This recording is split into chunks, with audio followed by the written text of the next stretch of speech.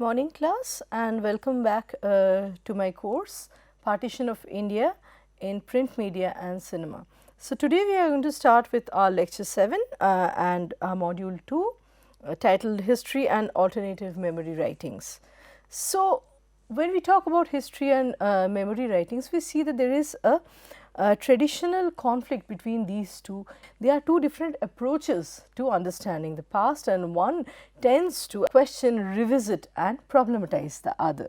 It wouldn't be an exaggeration to say that partition leaves a very strong impact in today's politics, in today's the way India understands its international relations with the neighboring countries in South Asia and beyond that, right. So, partition involved migration on a large scale. So, almost 12 million people, it has been estimated, moved across the borders, and it resulted in the abduction of almost 75,000 women. But this is on the lower side of the estimate. We know that when we talk about human killings, carnage, what we get in print media or through formal media, formal news is on the lower side. It is estimated, informally speaking, that lakhs and lakhs of people were affected. Women were mutilated and they were abducted, they were converted forcefully and married and made to cohabit with men from other communities. So, we have all these things in unofficial records, right. So, when we talk about nostalgia, we talk about Desh, and we are going to talk about that more in our ensuing classes. We understand that partition had made someone's homeland hostile all of a sudden, a place where one had lived for generations, and suddenly they realized that they could not live there anymore. So, they had to start from a scratch in a host land in search for peace and a more secure life, right. Like historians would say, it entails understanding the uncertainty, the humiliation, the angst and of course, the trauma, the disaster that people had to endure at that time and even afterwards, right. So, but it is not only about that, we have to remember that the other side of the coin involves the stories of triumphs, the stories of people recovering, braving the situation actually, and rebounding from the tremendous personal and material loss that they suffered. The work of recovering ordinary people's stories, when we want to understand what happened to people the no-name people that we do not get to read in formal historiography, in a formal history book, what happened to them, we have to refer to, we have to recourse to the survivors' testimonies and unofficial documents. We have to return to the literary representations, to the artworks, something that has been mediated through the eye of the artists that witnessed partition, that worked, that studied partition. So, these stories portray the partition as a grand narrative of violence, which and when we talk about grand narrative, the grand narrative has an essentially oppositional relationship with personalized narratives. So, we will talk more about grand narrative today, and when we are looking for variegated responses of diverse partition subjects, and we want what Gyanendra Pandey would say, the jagged edges to reappear, when we do not want a polished smooth version of history, we are walking away, we are making a departure from the grand narrative actually.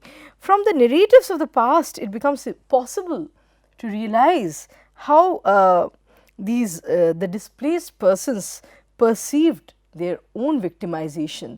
Different variegated versions of the same story is very difficult to bring together.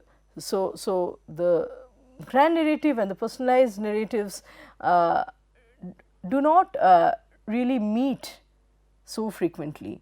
The question of victimization, how a victim sees herself versus how how she's projected, how she's represented. The two aspects may very well clash. So, there is on the one hand an identity that is assumed and an identity that is imposed. So, regardless of whether a person accepts such an identity or not, right. Talking about memory and history, we will talk more about the conflict, the traditional conflict between grand narrative or meta narrative and personalized narratives, the personal accounts. So, Adrian Holiday would say, we have a quotation here, grand narratives are those that we inherit and are brought up with, the big stories that are designed to define our heritages and to legitimate the social groups we are part of. They are part of the cultural resources attached to particular social and political structures, grammar of culture. So, grand narratives are responsible for defining in a very definitive manner our heritage. It defines the larger structure within which a group belongs, a social group belongs. It actually etches our sense of belonging by virtue of being located to let us say to a communal or a geopolitical coordinate. We belong. It is a priori, it is fixed, and that is where the problem arises. So, grand narratives are also the basis for what Holiday would call, I quote, so the global position and politics through which one inherits the stories of nation and race that positions one in relation to the cultural other. Grand narrative asserts some kind of sameness. It posits a person's identity in terms of sameness, in terms of homogenization and uniformity with the social group to which the person belongs by default, right. So, grand narratives have an ideology, they are ideological such that they contribute to how we shape our thoughts. They greatly contribute to fashioning our thoughts about the world. They shape our perception to a great extent, and they promote the ideologies of gender, race and culture. So, on the one hand, it promotes the idea of sameness within a given group, and it also asserts some kind of essential difference with the others, an identity that is adapted, that is approached through the question of sameness and difference. So, grand narratives have been vitiated to a great extent by the postmodernist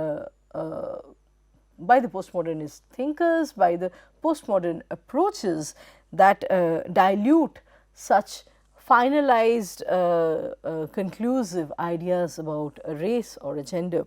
So, what takes over in the age of in the postmodern era are the personalized narratives that we form about ourselves. So, we have different subjects, we have a kind of cacophony, we accommodate different voices and different perspectives. So, one narrative, which is the grand narrative, tends to get diluted in that way. Holiday would refer to personal trajectories as a core element of his grammar of culture. So, personal trajectories, what we have is, so there are two things. The collective imposes an identity on us, and we counter that identity through our personal experience, through our perception, our training, right. So, personal trajectories, like Holiday would say, mediates and filters how we respond to the larger structure, and the question of subjectivity comes in. And so, although we would like to say that grand narratives and personal narrative are traditionally face off, there is also some parts of one cutting into the other, right. Now, personal narratives can be volatile and they have a tendency to shift just like any real thing shifts. While grand narrative would claim some kind of permanence, some kind of naturalness about it, personal narratives are more spontaneous.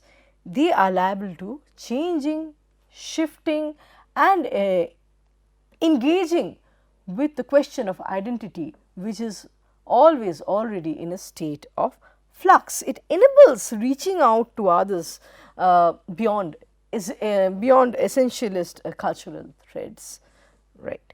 So, the overall picture of personal narratives that we get is much more complex, much more nuanced and bearing all the changes, all the shifting realities and the state of adding new things and disowning older meanings. So, Gyanendra Pandey talks about official claims and denials supported by the wider nationalist vision, which can be understood through the aestheticizing impulse. Now, this is very important, what he talks about as the aestheticizing impulse of the nation state. So, what is the aesthetics of history, a nationalist history? Something that is not aesthetically appealing would be a difficult history. So, the aestheticizing impulse is a way of smoothing the difficulties that are involved in fitting the moment of struggle back into history. He is raising certain questions in his work Remembering Partition. How does history work to produce the truth? Do we have one truth, one meta truth? And when we talk about truth, can we deny its eventfulness? I will explain what he is trying to say here. And Pandey also says at the same time, how can we write the moment of struggle back into history? This is very important. Putting the moment of struggle back into history would just a while back I talked about reappearance of the jagged edges. So, the problematics are not swept under the carpet.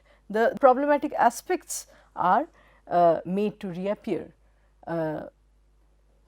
The reader has to deal with these problems without necessarily finding a resolution. When we look at a history book, it is a documentation, it is a closure. That is what Pandey questions. How can we actually make the struggle be present, be instantaneous in the work of history?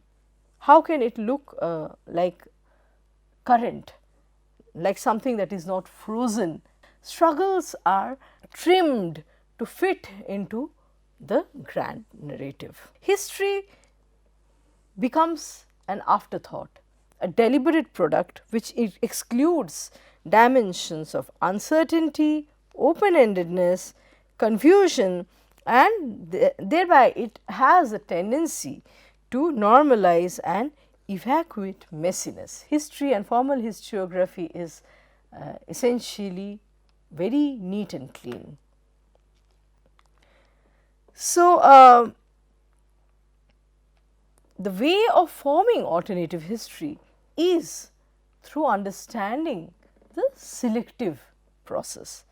Alternative history would focus on the blind spots and debunk thereby the lacunae that the formal history bears in it, the loopholes that are present in the formal history. Alternative understandings of history make comparisons across time and space. So, when we talk about alternative history, we are accommodating different times, different spaces. We do not have a lopsided view. We are drawing attention to theoretical issues beyond the confines of, let us say, South Asia. We are talking about other partitions also. We are making a comparative study, for example, as a way of restructuring the question of conflicts around borders, around refugees, about the diaspora. So, let me give you an example. When we are looking only at the subcontinent, partition has become synonymous and very problematically so with the dyadic relationship between the Hindu community and the Muslim community, right. When we have a book like Cracking India by Bapsi Sidhwa, who is an elite Parsi whose origin traces back to Lahore, the entire oversimplified picture gets diluted. It calls for revisiting. It entails looking back and reconsidering, restructuring certain fixed structures. How does a Parsi family understand partition? How does a disabled child understand partition? We have sundry meanings, an array of meanings through changing of lens, through the shifting of lens. Alternative understandings of history move away from the high political discourse. Jean-Luc Nancy says that the gravest and the most painful memories of the modern world, the kinds of memories that we are struggling with, we are encountering and we cannot get over with, are the testimonies to which this epoch must answer, testimonies of dislocation and dissolution, dissolution of belonging, dissolution of identity, and then further restructuring of oneself. So, historiography is problematic because traditionally it is formed by the ruling class and it carries the hegemony. They establish their hegemony, the hegemonic language, the hegemonic approach, everything is inherently present in formal history. Modern media and homogenization of culture have led to the formation of a history in terms of national memory. Now, we have something that takes from both the terms, from history and from memory, and now we have something called national memory. Within the fold of national memory, what we see is the diversity is lost. When memory is subsumed by the category of the national, it is tagged with the national meaning. So, memory, the category of memory also involves questions of hierarchies. Some are more important memories as opposed to others that are less important memories that are actually pushed to the fringes. So, the diverse myths become one archetypal myth or a collection of archetypal myths. And so, here we have the risk of politics of representation. What gets represented? What gets voiced? What becomes invisible? This is something that national memory has to deal with. So, with national memory, basically what we are looking at is an institutional site of memory that accommodates selectively, of course, myths and unofficial records, whatever suits the process of history formation. Memory was always a preoccupation for social thinkers. However, as late as we see towards the end of 19th century and in the early 20th century, it has actually become a distinctive social perspective.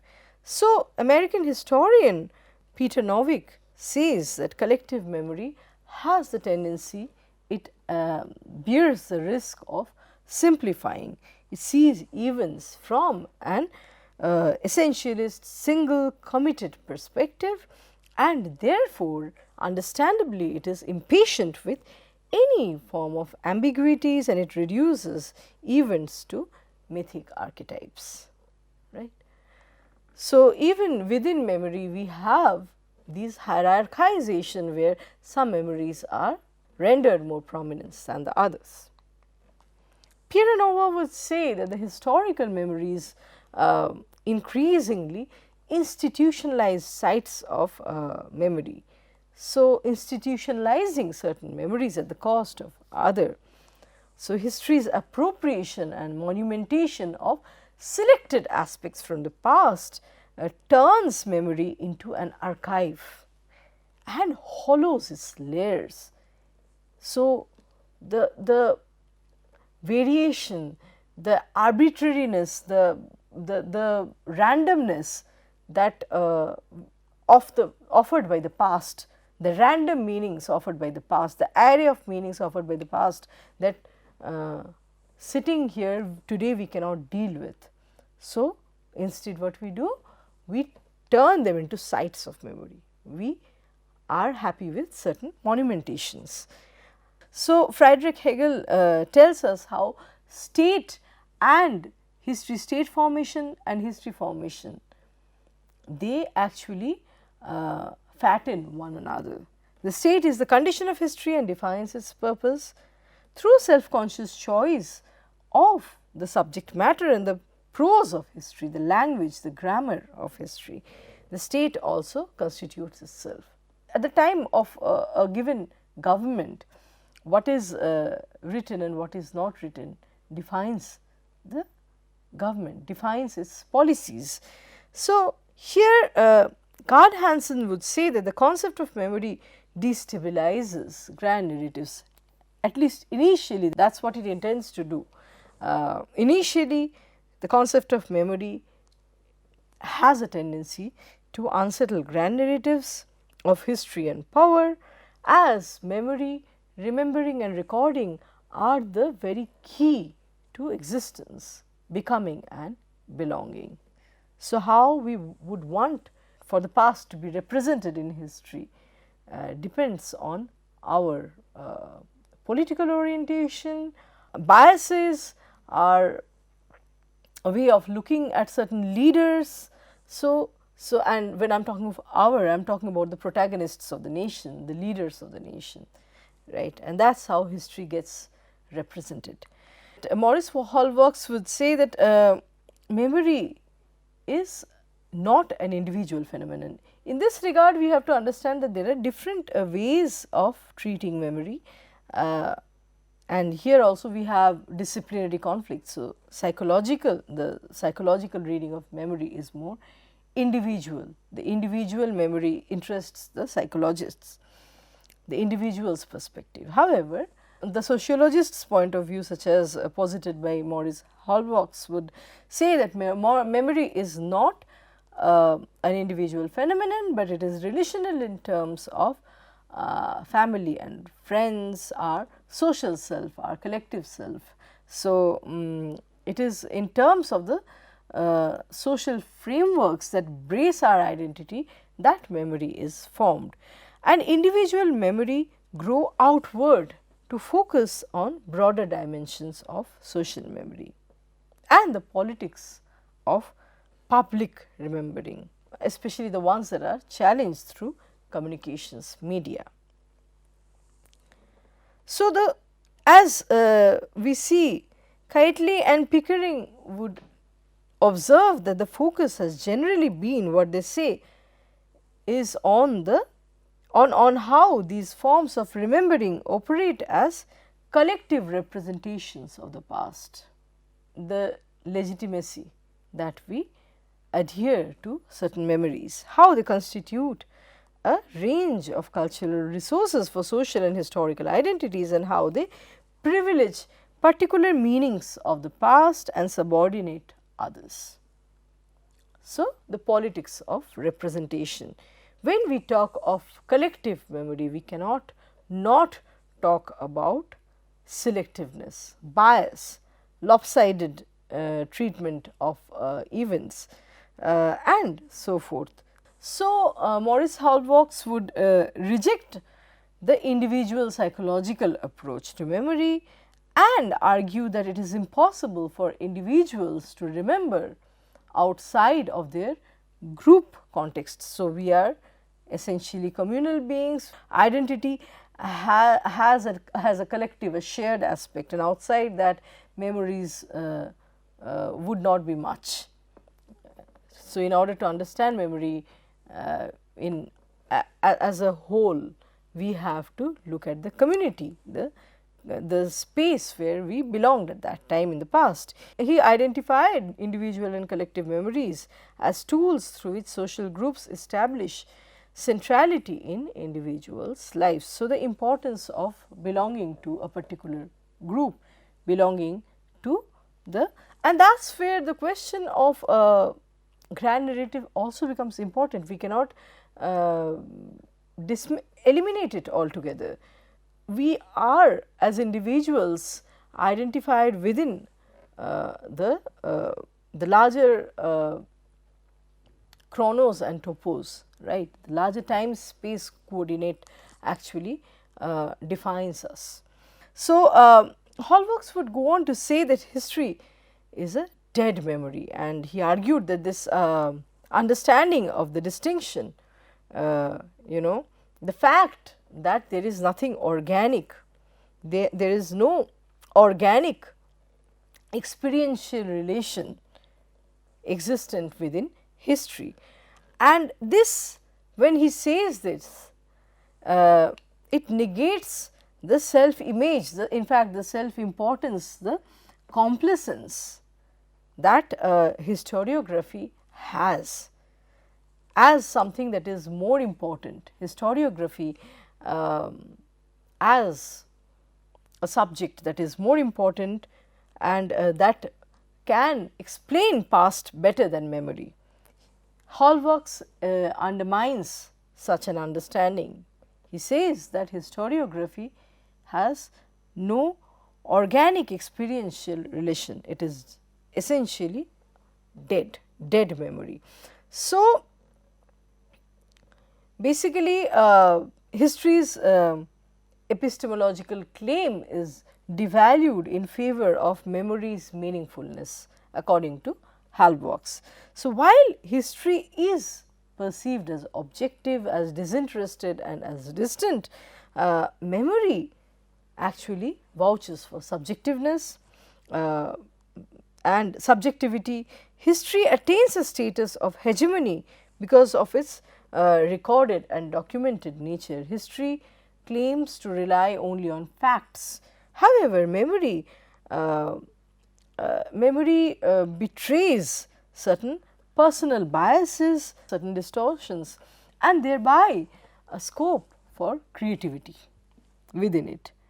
So, the concept of collective memory rests upon the assumption that every social group develops a memory of its past, which allows it to preserve and pass along its self image, right.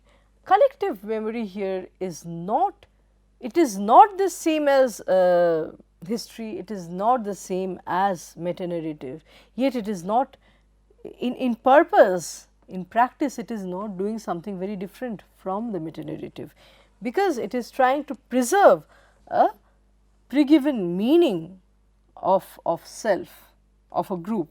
Collective memory is, there is nothing natural about it, once again, something that a lot of people subscribe to, a group loves to subscribe to and look back at, and collective memory, they are very close to one another, and it is a version of past that is defined and negotiated through changing socio-political power, circumstances and agendas. So, when we talk about a given socio-political environment, a given cosmos, a given agenda that gives birth to a collective memory, it further validates what I have been trying to explain, that there is nothing intrinsic, there is nothing natural about collective memory. So, collective memory, Kansteiner says that collective memory is not history, though it is sometimes made from similar material. And here we are going to talk about something important, maybe not in today's lecture, but of course we are going to discuss it.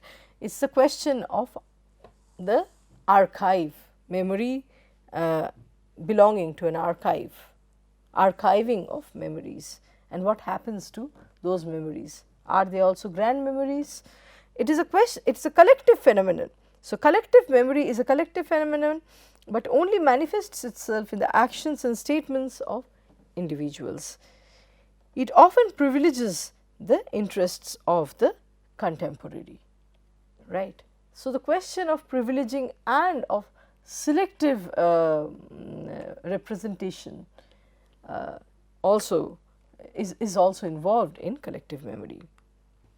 So, we see that historians also have contestations, they have different versions of history. Historians seem to suggest that partition amounted to mainly a constitutional or a political arrangement, while one group would say that partition amounted to new constitutional and political arrangement that did not really affect the central structures of Indian society. On the other hand, if we look at the history coming from below, the survivors' account, we would know that partition is experienced as a kind of cracking up of the subcontinent, a sundering and a whole new beginning from the scratch, a radical reconstitution of community and history. So, at the official level, we see India and Pakistan as exhibiting two most militant nationalism, like the exhibition of a militancy that we get to see in the Wagah border. However, at the unofficial level, at the level of India Pakistan cricket match, for example, we see resentment and animosity being coupled with a considerable sense of nostalgia. So, Pakistan and India have a kind of love-hate relationship, and there is this common saying that it is a kind of squabble between siblings from the same ethnicity. So, while official historiography treats partition violence as something extraordinary, this is also an observation that Pandey makes. A given nation would disown the partition violence as having to do anything with the community's history, almost as though it is someone else's history, because those values, the carnage, the sabotage that people witnessed at that time are reverse to each and every community's values. However, the narratives and accounts emerging from the different quarters complicate such a perception. We understand that violence was not extraordinary, it was something very ordinary, intrinsic, present in the ordinary lives at the level of everyday. And so, partition, like the official historiography treats it, was not a one-off case. It was building over several decades, over centuries. So, a neat version of history is obtained through considering subjects, locality, community as pre-given, predetermined and fixed. That is the formal history. However, personal accounts and shared experiences tell us how these categories can mutate, how these categories can develop, transform beyond what they imagine, how they image and imagine themselves, such that violence is as ordinary as the everyday language that we use, that a society or community uses. So, violence is intrinsic to and constitutes human existence and identity. So, memories of partition constitute multiple contradictory versions of a given event, like Urvashi Butalia would say, depending on who wants to see. So much depends on who remembers when, with whom, to whom and how. The Indian nationalist approach was to understand partition as a result of divisive politics adopted by the colonial system, the colonial power. We have already spoken about all these policies, the divide and rule that the Britishers actually subjected the Hindus and the Muslims to.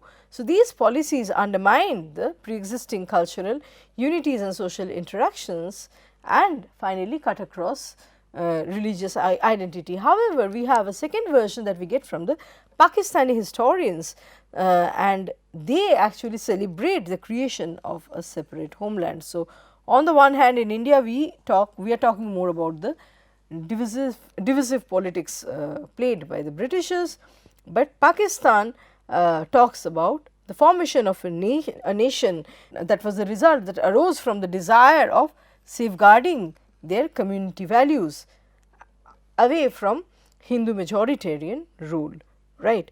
So, the ideologically incompatible discourses that we find here tell us how history can be approached from different directions depending on one's own location in the past.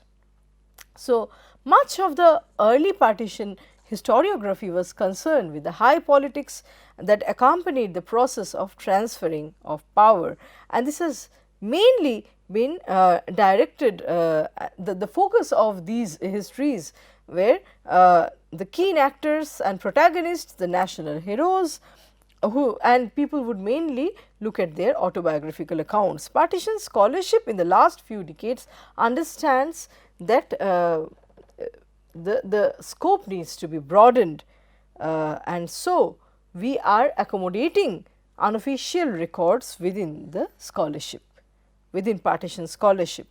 So, when we involve the other records, a glaring omission of ordinary voices and how high politics affected those at the bottom of the society gets debunked, right. It has been debunked. Memory history debunks the historian's personal ties. So, when someone is a memory historian, a memory author, they do not necessarily try to hide their subjectivity, their own creativity and their capacity to recreate. So, partition can be seen as a renegotiation, reordering and resolution of certain older problems at the expense of construction of new problems, right. So, history's lapses show through areas where the ruling classes and their instruments fail to establish their hegemony through persuasion, right. We have peasant revolts, we have revolts from the different sections of the fringes, or where historiography has refused to address the serious moments of dislocation in the history of particular societies. So, when we look at these lapses in history where the complexity, the layers, the pains from of the subalterns are not addressed, these lacunae make an additional lease of life to memory studies, right. What is not being addressed is something that we start questioning through unofficial records. So, we are moving away from the standard view, right, and fresh interest in partition studies in the 1990s was generated through issues that were not hitherto discussed. So, we see how the issues would not settle with a religion based divide. So, for example, the 1971 Liberation War and 1984 revolt by the Sikhs are two cases in point, right. So, the idea of a monolithic history is essentially, Gyanendra Pandey argues that it is essentially a European concept. However, ancient civilizations such as China and India have timelessly relied on memory and orality for the preservation of a discursive knowledge. So, the universalizing procedures of consensus history are infiltrated through fragmenting forces of personal remembrance that disrupt the unanimous meanings of historical events. So, traditional historical methodologies have been dismissive of personal recollections. The setback of personal memory are pointed out by formal or traditional historical methodologies, and they say that these recollections bear the imprint of bias, distortion and even exaggeration. So, they are viewed as imposing difficulties in studying an event, right. So, since the nation's identity is rendered extremely truncated, mutilated and antagonistic during the war, so history writing functioned as a tool to cement a closure. We see that national history has a tendency to approach meanings in terms of a natural unity of the national subject evolving through time. So, historian Prasenjit Dwara would say that the subject of history is a metaphysical unity devised to address the aporious. So, we try tend to cover up, hush up the aporias in the experience of linear time.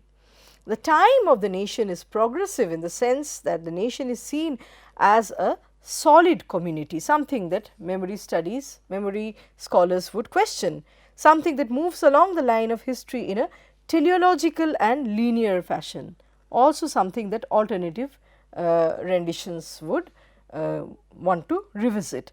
This linear temporality, chronos, which is the measurement of time, seeks to produce a coherent and causal origin, right, as though things cannot be unprecedented, everything is seen in terms of a coherent story.